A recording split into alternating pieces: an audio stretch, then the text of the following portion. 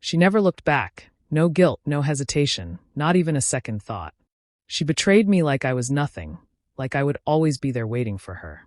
She thought I'd break, that I'd chase her, beg her to explain, ask her why. But instead, I disappeared. And now she's the one searching, desperate to find the man she once took for granted. But the problem is, I'm no longer the man she left behind. I should have seen it coming. The late nights, the distant stares, the way she turned her phone away when I was near. At first, I ignored it. I told myself it was just stress, that things would go back to normal. But then I found out the truth. It wasn't an accident. I wasn't snooping. The truth didn't need to be uncovered. It was carelessly left for me to see. A message. Last night was amazing. I can't wait to see you again. I stared at the screen, feeling nothing. No anger. No pain. Just a hollow emptiness. I looked at her sitting across the room, laughing at something on her phone, completely unaware that in just a few moments, everything had changed. She didn't hide it. She didn't even try. Because she thought I'd always be there. She thought she could betray me without consequence. She thought I was replaceable. So that night, while she slept peacefully beside me, I made a choice. I didn't argue. I didn't scream. I didn't demand answers. I just left. And she had no idea she would spend the rest of her life trying to find me. She slept soundly beside me, unaware that everything was about to change. I sat on the edge of the bed, staring at the wall, listening to her soft breathing. Just hours ago, I had seen the message, the proof that the woman I had once loved, the woman I had given everything to, had betrayed me without a second thought. But I didn't feel rage. I didn't feel heartbreak. I just felt done. I stood up, moving quietly through the room. I wasn't in a hurry. This was a moment I wanted to remember. I grabbed my bag, packed only the essentials, no pictures, no gifts, nothing that would tie me to this place. Then I walked to the door. For a moment, I hesitated. Not because I doubted my decision, but because I knew she would never expect this. She thought I'd stay, that I would wake up beside her in the morning like always, that I would endure her lies, her deception, her selfishness. But this time, I was leaving her before she had the chance to leave me. I stepped out of the bedroom, grabbed my keys, and without a single word, I was gone.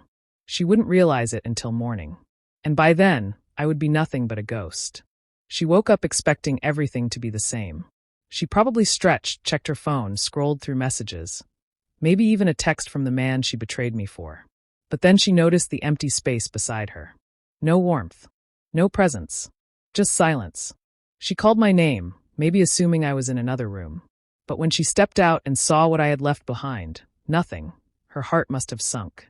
No clothes in the closet. No keys on the table. No sign of me anywhere. That's when the panic set in.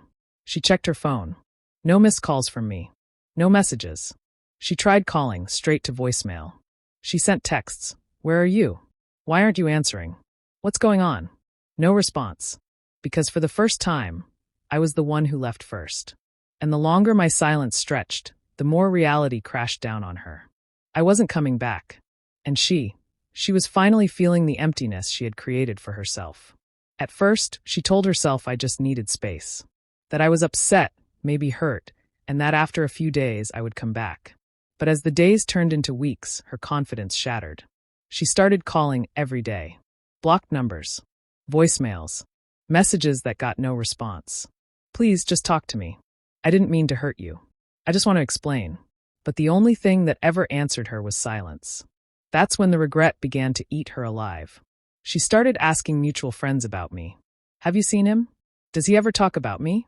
Do you know where he is? But no one could help her. Because I had cut off every connection. Every trace. Every path back to me. She wasn't losing me anymore. She had already lost me the night she betrayed me. What she was really losing now was the illusion that she never would. I had always been there, and when that realization finally hit her, she broke. Now she was the one chasing me, but I had already moved on. After months of searching, after endless unanswered messages, she finally found me. Not because I reached out, not because I missed her, but because fate has a cruel way of making people face their worst mistakes. I was at a high-end cafe, drinking my coffee in complete peace. I had rebuilt myself, grown into the man she never believed I could be. I was different now, stronger, untouchable. Then she walked in. I felt her presence before I even looked up, a sharp inhale, a sudden pause in movement. The kind of hesitation that comes when someone is staring at a ghost from their past. Slowly, I turned my head, locking eyes with her. She stood frozen in place, her breath shaky, her eyes wide with shock, disbelief, regret, maybe even fear. "I finally found you," she whispered, stepping closer, her voice trembling. I didn't respond. I just tilted my head slightly, watching her with quiet, unshaken indifference. She swallowed hard, gripping the strap of her purse like it was the only thing keeping her grounded. You just left," she said, her voice breaking. "No goodbye, no explanation. Just gone. Do you have any idea what that did to me?" I let out a small, amused breath. "Do you have any idea what you did to me?" She flinched. She had no answer. We both knew this wasn't about me leaving. It was about the fact that I never looked back. She hesitated for a moment, as if still processing that I was real. That I wasn't just a memory, but a man who had walked away and never returned.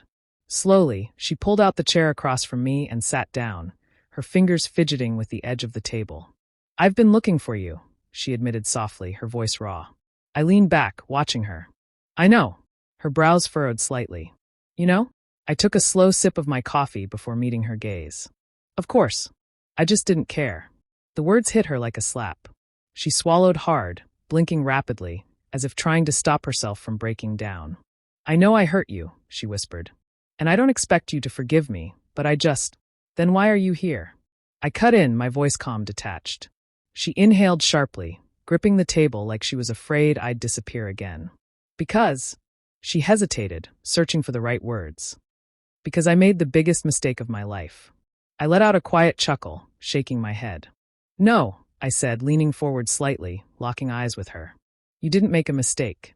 You made a choice." Her breath hitched. She opened her mouth to argue, but no words came out. She knew the truth. She had chosen someone else, chosen to betray me. And now she had to live with it. "I miss you," she finally whispered, her voice cracking. "I miss everything about us. I miss the way you made me feel." And there it was. The truth she never wanted to admit. She didn't miss me. She missed what I gave her, the security, the loyalty, the love. The things she had thrown away without a second thought. I leaned back, exhaling slowly. "The problem," I said, my voice calm but final, "is that you didn't miss me when it mattered." Her eyes widened slightly, like she hadn't expected me to say it out loud. Like she hadn't prepared for this version of me, the version that no longer needed her. "So that's it?" she asked, her voice barely above a whisper. "You're really done with me?" I stood up, adjusting my jacket, my gaze never leaving hers. I was done the moment I walked away. She stared at me, completely shattered. This time there was no second chance. No way to undo what she had done. She had lost me forever. She sat there, frozen. Her hands trembled as she reached for her glass of water, but she didn't take a sip. Her lips parted, as if she wanted to say something, to beg, to plead, to hold on to something. But there was nothing left to hold on to, because I had already let go. She had spent months searching for me, convincing herself that if she could just find me, if she could just say the right words, I would give her another chance. But now she knew the truth. Some things can never be undone. She looked up at me, her face filled with the kind of regret that never fades. "I don't know how to live with this," she whispered, her voice cracking. I exhaled slowly, staring down at the woman who once meant everything to me. "Then maybe," I said, my voice calm, controlled, and final, "you shouldn't have thrown me away." Her entire body went still as the realization hit her all at once. She had done this to herself. I turned and walked toward the exit, never once looking back. She could chase me in her mind, relive every memory, regret every moment. But she would never have me again. She sat there long after I was gone. The world around her kept moving, people laughing, drinking, living their lives. But she was trapped. Trapped in the moment she lost me. Trapped in the past she could never return to. And as she stared at the empty seat I left behind, a single tear slipped down her cheek. Not because she missed me, but because she missed the version of herself she was when she had me. And now, she would have to live with the fact that she would never have that again. Meanwhile, I stepped out into the cool evening air, feeling lighter than I had in years. I had wasted no words, no anger, no energy. I had simply moved on. And that was the kind of revenge no apology could ever erase.